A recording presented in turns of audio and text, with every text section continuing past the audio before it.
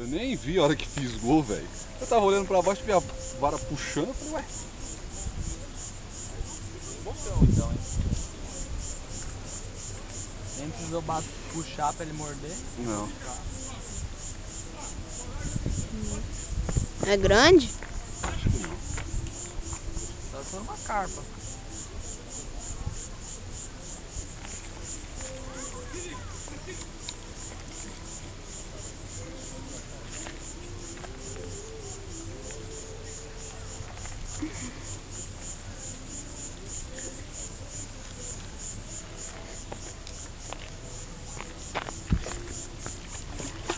Ah, um tambaquizinho.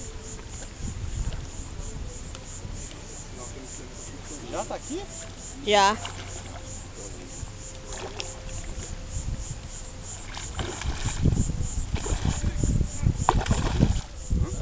Tambaqui.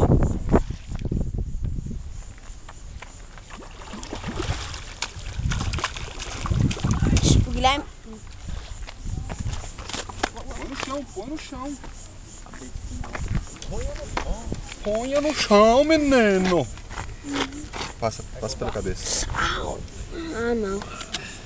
Olha. Ah, esse aqui é bem suado, viu, filho? Aqui. Ele engoliu.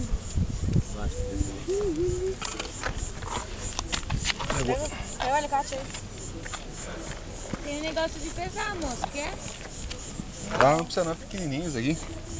Essa passa Um áspero. Não. Esse não tem tanta meleca. A carpa tem mais. Fica quieto. Não morde.